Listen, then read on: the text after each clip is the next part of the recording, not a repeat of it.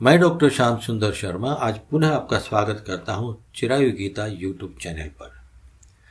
मैं हमेशा कहता हूं कि जो श्रीमद् भगवद गीता में नहीं है वो कहीं भी नहीं है। आज फिर से इस बात को दोहराने जा रहा हूं क्योंकि आज मैं गीता जी में छिपी हुई इन्फीरियोरिटी और सुपीरियोरिटी कॉम्प्लेक्स की बात करने जा रहा हूं, जिसे जान लेना, समझ लेना और उससे बच के रहना तुम सबके लिए बहुत जरूरी है। हर मनुष्य में उसकी अपनी सोच होती है, उसके भाव होते हैं, विचार होते हैं, जिनका मनुष्य के जीवन को सफल या असफल बनाने में बहुत बड़ा योगदान होता है। और ये भाव इतने शक्तिशाली होते हैं कि इनसे जीवन की दिशा बदल जाती है। ये भाव ही तो हमारे कॉम्प्लेक्सेस हैं जो मनुष्य को जीवन के उच्चतम शिखर पर पहुंचा सकते हैं या फिर जीवन के बिल्कुल निम्न स्तर पर लाकर खड़ा कर सकते हैं, उनका पतन कर सकते हैं। आवश्यकता है इन भावों को, विचारों को एक समानता के स्तर पर आसीन रखने की, बैलेंस्ड रखने की, यानी इनका स्तर न अधिक ऊंचा हो और न ही अधिक नीचा हो। किंतु ये संभव कैसे हो? यह सब निर्भर करता है स्वयं उस मनुष्य के ऊपर कि वह इन भावों को, विचारों को कहाँ आसीन करता है, यानी इन भावों या विचारों को मन के किस स्तर पर बैठाकर, संजोकर, जमा करके रखता है। श्रीमद् भगवद गीता में भगवान श्री कृष्ण ने कहा है, शुचो देशे प्रतिष्ठाप्य स्थिरम आसनम आत्मनः नात्युच्छ्रितम नाति नीचम चैलाजिन कुशोत्तरम। उन्होंने कहा, जिस मनुष्य को स्वयं से अर्थात अपनी आत्मशक्ति से अपनी वास्तविक क्षमता जानना हो, उसका आसन यानी बैठने का स्थान स्थिर होना चाहिए। वह बहुत ऊंचा या बहुत नीचा न रहे, इस बात का हमेशा ध्यान रखना चाहिए। क्योंकि मनुष्य जब ध्यान करने के लिए मृदु वस्त्र, मृग छाल या कुशा पर बैठता है, उस अवस्था में अगर आसन ऊंचा है तो गिरने का डर रहेगा और नीचा है तो कीड़े मकोड़ों का डर रहेगा। हर छोटा कारण भी ध्यान में बाधा उत्पन्न करने में सक्षम होता है, इस बात का ध्यान रखें। आसन अगर नीचा है तो कोई भी परेशान करने लगेगा और व्यवधान उत्पन्न होते ही रहेगा। महर्षि पतंजलि ने आसन को परिभाषित करते हुए कहा है, स्थिर सुखम आसनम, यानी जो स्थिर और सुखदायी हो वह आसन है। कहने का अर्थ है कि जिस रीति से, जिस ढंग से स्थिरता पूर्वक, बिना हिले डुले और सुख के साथ, बिना किसी प्रकार के कष्ट या अड़चन के दीर्घ काल तक बैठ सके, वह आसन है, यानी पोस्चर या पोजीशन। आसीन शब्द आसन शब्द से ही बना है, जिसका अर्थ है बैठना।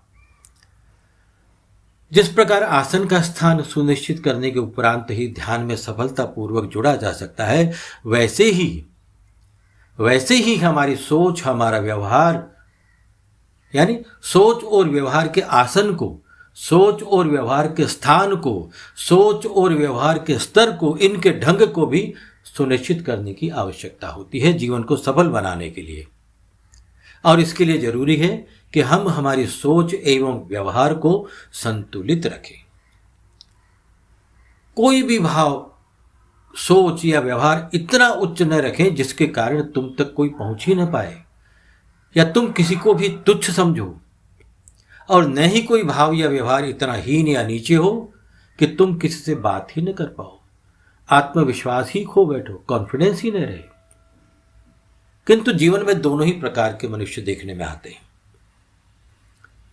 श्रीमद् भगवद गीता में बताया गया उच्च आसन यानी गुरु ग्रंथि, सुपीरियोरिटी कॉम्प्लेक्स की ओर, और नीचा आसन यानी लघु ग्रंथि, इन्फीरियोरिटी कॉम्प्लेक्स की ओर इशारा है, जो हमें यह आभास दिलाता है कि जीवन में सफलता के लिए शारीरिक एवं मानसिक यानी दोनों का आसन संतुलित होना आवश्यक है।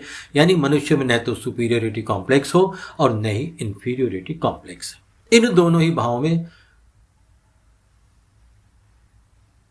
मनुष्य को नहीं जाना चाहिए, यानी इन दोनों ही भावों से मनुष्य को मुक्त होना चाहिए। और मुक्त होने के लिए आवश्यक है मन के आसन की स्थिरता में बुद्धि की आत्मगौरवता और साधक का प्रभु पर दृढ़ विश्वास। क्या कहा? मुक्त होने के लिए आवश्यक है मन के आसन की स्थिरता में बुद्धि की आत्मगौरवता और साधक का प्रभु पर दृढ़ विश्वास अपेक्षित है। इसके लिए जरूरी है तुम्हारी सुबह की प्रार्थना। जरूरी है तुम्हारी सुबह की प्रार्थना। सुबह की प्रार्थना आत्मगौरवात्मक होनी चाहिए। आत्मगौरवात्मक का अर्थ है अपनी प्रतिष्ठा, अपने सम्मान का ध्यान रखना, यानी सेल्फ प्राइड का ध्यान रखना। पूरे दिन के कार्यकलापों में प्रतिष्ठा, सम्मान के भाव को अपने समक्ष रखकर ही व्यवहार करना चाहिए, यानी शिवो अहम शिवो अहम। और रात्रि को शयन से पूर्व ईश्वर से पूर्ण समर्पित भाव से प्रार्थना करनी चाहिए। रात्रि में की जाने वाली प्रार्थना अति विनयशील होनी चाहिए, इस बात का सदैव ध्यान रखें। ईश्वर के समक्ष धन्यवाद और आभार के साथ पूर्ण समर्पित भाव हो।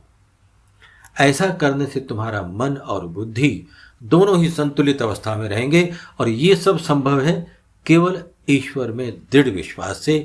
कहने का अर्थ है आत्मगौरव से दिन की शुरुआत हो और समर्पण से समाप्ति।